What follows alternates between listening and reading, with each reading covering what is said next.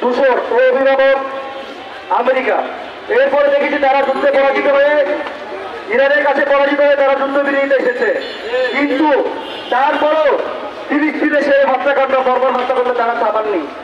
এটি মনে করি ইরান ইস্যুকে সামনে নিয়ে এসে তারা ফিলিস্তিনকে যে গণহত্যা চালিয়েছিল সেটি যাতে আরো নিরন্তরভাবে আরো ভালোভাবে চালাতে পারে ধ্বংসযোগ্যতা, সেজন্য তারা ইরানে হামলা চালিয়ে আমাদের সবার চোখ ইরানের দিকে নিয়ে গিয়েছিল। সেই ফিলিস্তিনে যেভাবে ক্রমাগত গত 14 বছর ধরে এবং গত 5-7 বছর ধরে যেভাবে প্রতিনিয়ত ঈদের দিনেও, ঈদ উল ফিতরের দিন, ঈদুল আজহার দিনেও তারা এই আমাদের পবিত্র ভূমি বাইতুল মুকাদ্দাস সহ এই ফিলিস্তিনকে তারা রেহাই দেয়নি। আমরা দেখেছি ঈদের দিনও তারা বম্বিং করেছে। প্রতিনিয়ত তারা, আপনি যদি প্রতিদিনই আন্তর্জাতিক মিডিয়ায় খোঁজ রাখেন তাহলে দেখবেন প্রতিদিনই আমাদের ভাই ও বোনেরা, শিশুরা, বয়স্করা থেকে শুরু করে মহিলারা সবাই শহীদ হচ্ছে।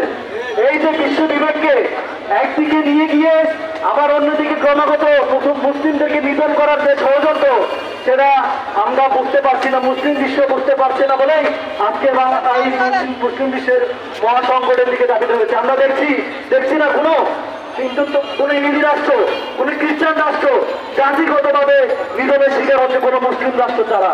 আমরা দেখছি কি, আমরা ফিলিস্তিনকে 70 বছর ধরে আরাকান, কাশ্মীর, এখানে কাদেরকে নিধন করা হচ্ছে? সেখানে নিধন করা হয়েছে আমার ভাই বোনদেরকে, মুসলিমদেরকে। তারা বিভিন্ন ষড়যন্ত্রের মাধ্যমে এমনকি এই হত্যাকাণ্ডের সাথে জড়িত রয়েছে মুসলিম রাষ্ট্রগুলোর অভিভাবকরাও।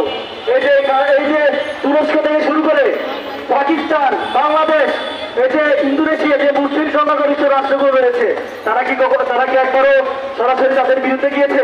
তারা বিবৃতি দেয়, এই বিবৃতি দিতে কি কোনো কাজ হয় না? যেখানে আমাদের ভাই বোনদেরকে বম্বিং করা হচ্ছে, হত্যা করা হচ্ছে, সেখানে আমরা বিবৃতি দিয়ে যদি আমরা নেগোসিয়েশনের দিকে যেতে চাই তাহলে হবে না। কারণ আমরা মনে করছি তারা বিভিন্নভাবে, আমরা দেখছি তুরস্ক তাদের সাথে রাষ্ট্রীয়ভাবে ব্যবসার দিকে গিয়েছে, অথচ সবাই এরদোগানকে মুসলিম বিশ্বের খলিফা হিসেবে পরিগণিত করে। তার ভোট আসলে সবাই সেই এরদোগান করে চিল্লায় বাংলাদেশের মানুষজন, কিন্তু সে বিবৃতি ছাড়া কোনোদিন তো তারা বলে না যে আমরা তাদের বিরুদ্ধে যুদ্ধ যাব। তাহলে মুসলিম বিশ্ব এক হয়ে এই ইহুদিবাদী রাষ্ট্র, এই অবৈধ কলোনিয়াল রাষ্ট্র ইসরায়েলের বিরুদ্ধে পুরো মুসলিম বিশ্ব এক হয়ে তাদেরকে একদিনের মধ্যে, যেভাবে ইরান পরাজিত করেছে 1 সপ্তাহের মধ্যে, সেভাবে মুসলিম বিশ্ব একদিন চাইলে এই হিন্দুবাদীরাই কলোনিয়াল রাষ্ট্রকে একদিনের মধ্যে গুড়িয়ে দেওয়া সম্ভব। কিন্তু এই যে তারা যে চক্রান্ত, আমরা এখন পড়ে আছি ফতোয়া নিয়ে, আমরা পড়ে আছি এটা সেটা নিয়ে, ইসলামের নেওয়ার বিষয়গুলো নিয়ে, যেগুলোতে মতপার্থক্য থাকবে, এটাই নিয়ম। প্রত্যেকটা ধর্মে এরকম কিছু কিছু বিষয়ের মতপার্থক্য থাকে, কিন্তু আমরা বেসিক জায়গায় ভুলে গিয়েছি। আমরা যখন ইরানে হামলা হয় আমরা সেটাকে মনে করছি শিয়াদের উপর হামলা। না, তারা শিয়াদের উপর হামলা করে না। এই যে বাংলাদেশ থেকে যে ব্লগারগুলো, যে নাস্তিকগুলো বিদেশে যায় সেটেলমেন্ট হতে, তাদেরকে তারা মুসলমান হিসেবে ট্রিট করে, তাদেরকে মুসলিম